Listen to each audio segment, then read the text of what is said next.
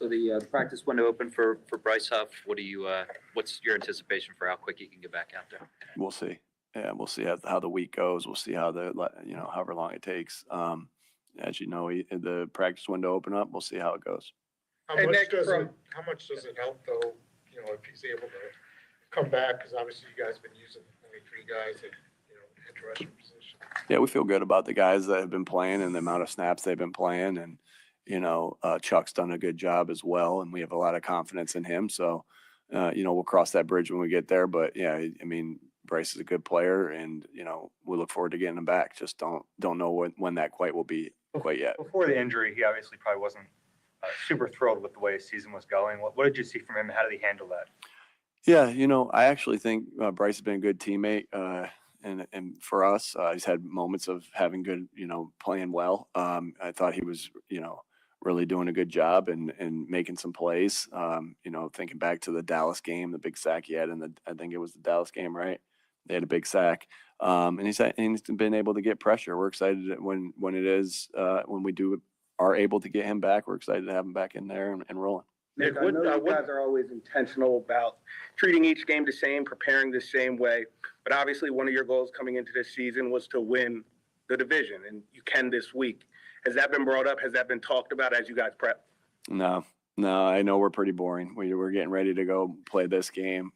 We know that if we do win this game, that will happen. But really, all we can focus on is our preparation. We haven't really talked about that. We'll talk about that after.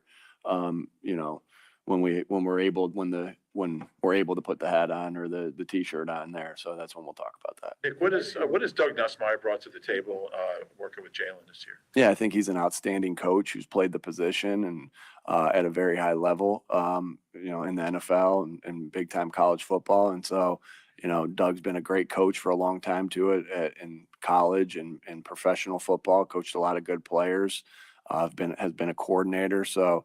Again, I just think he's done a really nice job of coaching Jalen and coaching the other guys. And I think he's fit in really well with our staff. And obviously him and Kellen have a prior relationship. And yeah, really, really pumped that he's on our staff because I think he's a heck of a football coach, heck of a person, and he's doing a great job.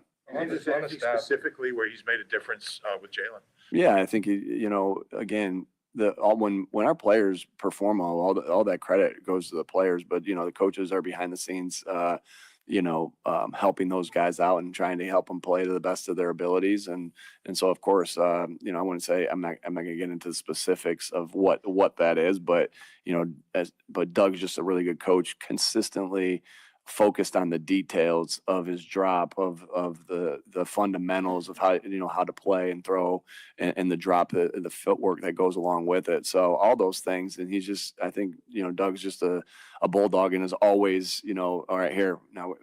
Anytime there's a issue or a mistake, he's going to be or a footwork mistake, he's going to be on it, and I know that's something they've talked a lot about. In relation to the staff, it may be a little early to talk about this, but the Jets interviewing for their GM position made me think about it. I mean, you guys are playing well enough. Some teams may inquire about some people on your staff, your coordinators. Given the history of that, how have you kind of approached that, or to know that there's dialogue, open, clarity, and kind of succession plans in order? Yeah, again, we've been through that before. You're constantly trying to develop the guys that aren't the coordinators to be able to step into those roles. If that were something that would be called upon, and your eyes always out for, other guys that could be, in play for that as well.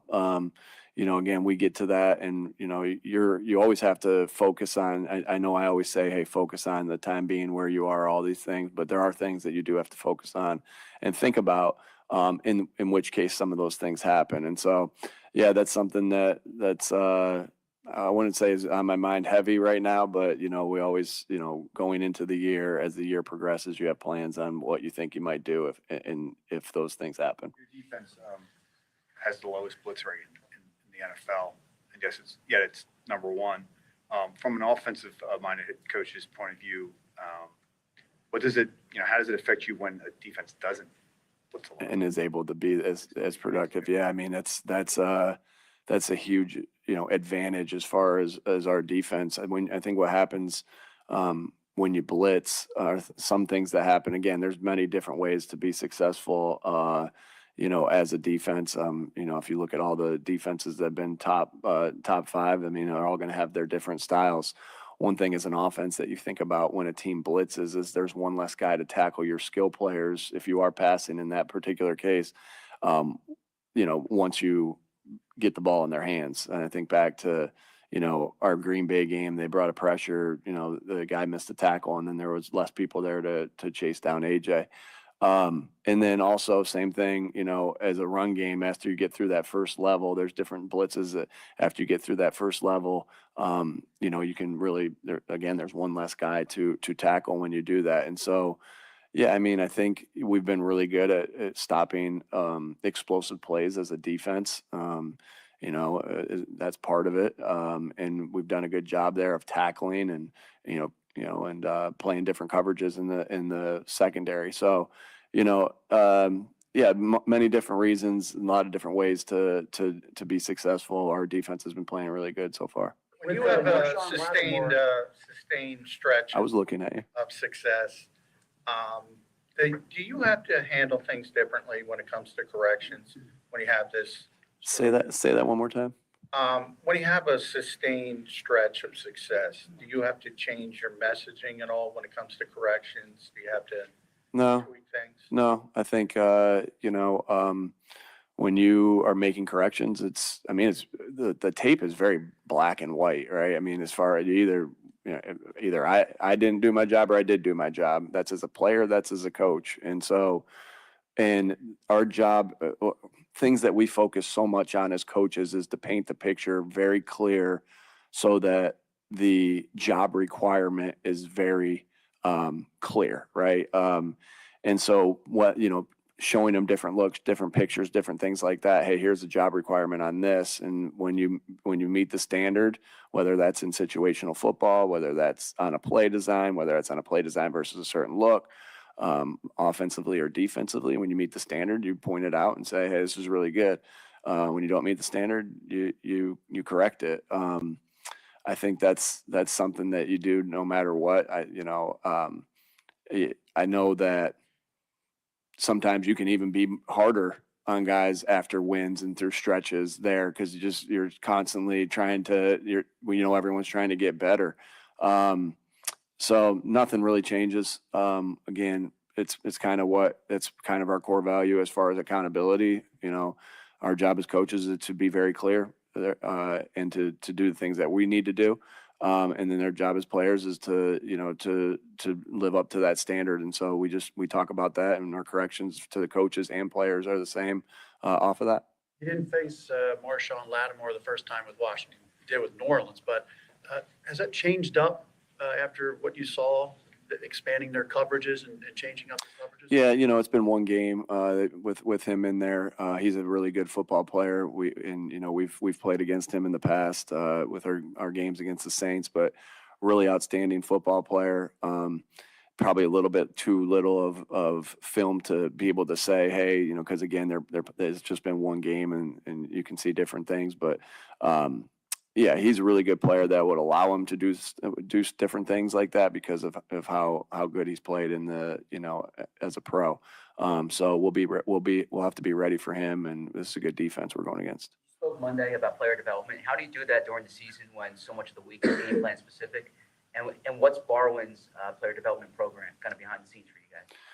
Yeah, little things that we do extra, again, not getting too much into that, but there's, we talk about having meetings with just the scout team players to prep them for practice, specifically on their jobs for that. So we get good looks as an offense. Well, a product of that too, or as a defense or in an offense, a product of that is you're spending extra time with them, coaching those guys up. And then we always try to find extra time at the end of the week where they're just, because when you go and you watch the offensive tape after practice or the defensive tape, you're watching, your plays. You're not going back sometimes in the film room and showing the scout team. So we're finding extra time to be able to do that with those guys as coaches, and then extra periods that we have. What, you know, we always have extra walkthrough periods with it's just with just developmental guys.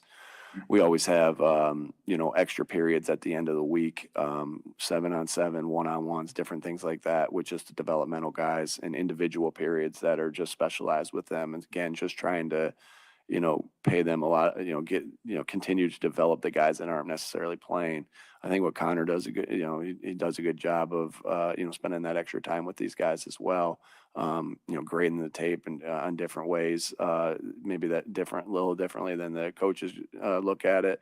But again, you're trying to develop guys as much as you can. Again, going back, recruit, retain, develop. You know, that's something that has been stuck in my mind for a long time, just with what I was taught: recruit, retain, develop. And Howie and his guys have done a great job of getting guys in here.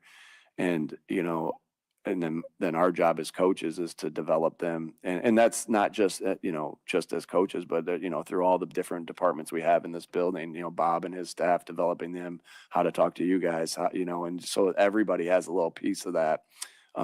As far as how we develop, it's truly an organizational, cool thing about an organizational process. Vic said earlier in the season that he's up in the booth because he likes to spread out, have notes. I know all And coaches. it's cold at this time of year. Yeah, that too. And he could be on the camera whenever they. But all you coaches being prepared in your own ways, but that and other ways, how have you seen him and his thoroughness? And it seems like in some ways he takes it to another level. Yeah.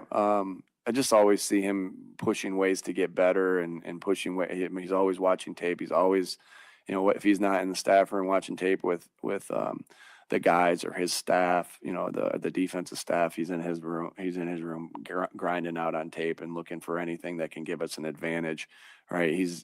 And again, anything that can give him an advantage to call the game, anything that can give our guys an advantage to, you know, to play the game. And so you really admire that, because he's, you know, putting the guys in positions to succeed, and also just trying to give them every little nugget. I really respect the way he grinds and goes about his business.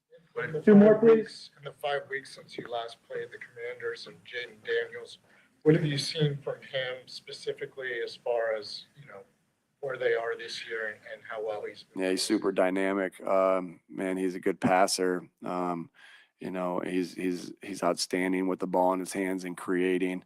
Got a lot of respect for him. And then, you know, we'll have to play him for a couple times a year for a long time. And so again, I just continue to see him get better, you know, as he sees different looks and different things like that. And I think they're doing a great job with him as coaches over there as well, and adapting the offense around him. What did you think of Jalen's outfit the other night? Yeah, he's always got really cool outfits on. I wish I could pull those off. All right, thank you.